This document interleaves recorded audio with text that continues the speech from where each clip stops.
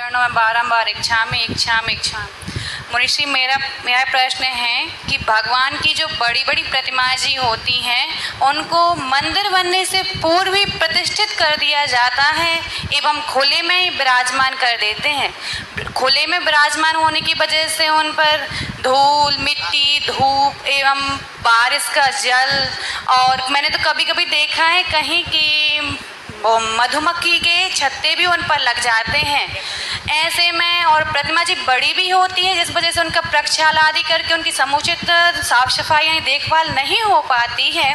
ऐसे में क्या होना चाहिए कि ऐसे में कि भगवान जी की इतनी बड़ी बड़ी प्रतिमा जी को खुले में विराजमान करना चाहिए या नहीं करना चाहिए, और यदि नहीं।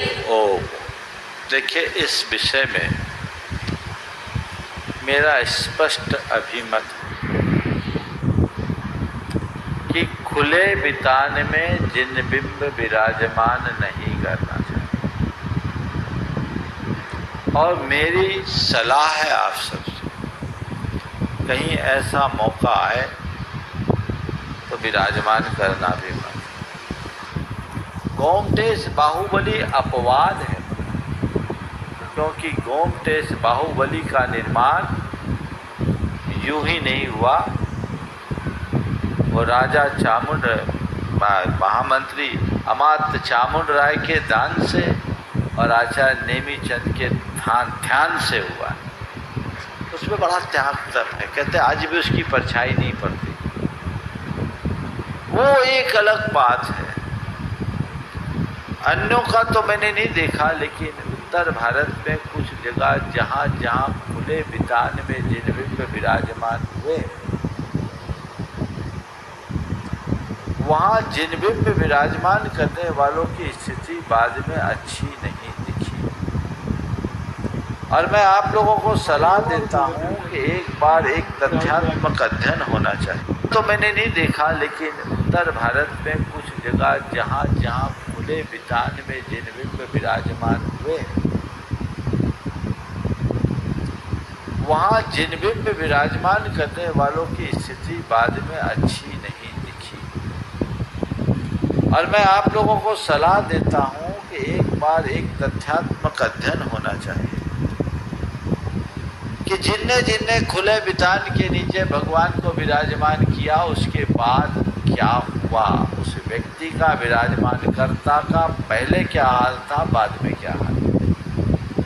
मैं ऐसा इसलिए बोलता हूँ क्योंकि मुझे बड़ी वेदना होती है। मैंने एक दो स्थलों पर देखा कि भगवान खुले आसमान के नीचे हैं और पाइप से सटक से भगवान का प्रक्षाल हो रहा है। पक्षियों की बीट है, चील कौवे बैठ रहे हैं। एक जगह तो मैंने देखा मांस का पिंड भगवान पर गिरा हुआ था। कितनी असाधारण।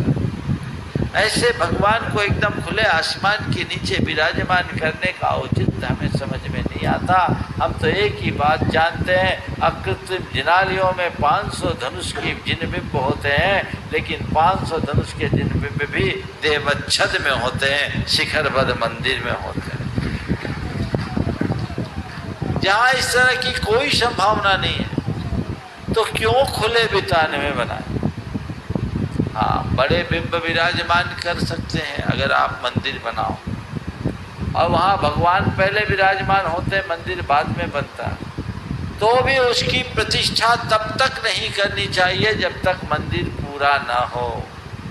आजकल ये भी एक बड़ा बुरा चलन हो गया है कि तुम तो भगवान पधराओ, प्रतिष्ठा करो, हमारी प्रशस्ति उसमें खुदवाओ और आगे बढ़ जाओ। उसके बाद उन भगवान का क्या हो रहा है कोई सुध नहीं। मंदिर नहीं बनाए, छप्पर भी नहीं भगवान के ऊपर, और ऐसे विराजमान कर रहे हैं तो तुम्हारी क्या भक्ति, क्या श्रद्धा, क्या विनय, ये विचार करना चाहिए।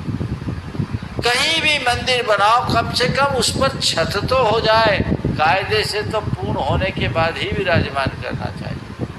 कदाचित थोड़ी बहुत काम 19-20 हो जाए, वो भी प्रतिष्ठा शास्त्र के अनुकूल नहीं है, फिर भी मैं उसे कदाचित क्षम्य मान सकता हूँ।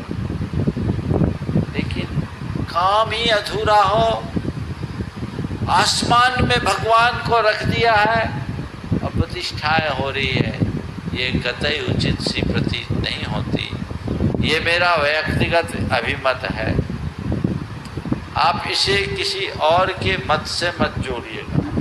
लेकिन यदि आप मुझे फॉलो करते हो तो मेरी सलाह यही होगी, चाहे कितना भी बड़ा अवसर हो, खुले वितान में कभी भगवान विराजमान मत करना, कवड़ में ही करना। और कहीं मंदिर बनाओ तो जब तक प्रतिष्ठा न हो, भगवान विराजमान करने के लिए योग्य न हो जाए, मंदिर पूरा तैयार न हो जाए, कम से कम इतना कि उसकी छत अच्छे बन जाए, द्वार लग जाए, तब ही उसकी प्रतिष्ठा में अपनी सहभागिता देना, अन्यथा वो मेरी दृष्टि से उचित नहीं होगा। पुष्पा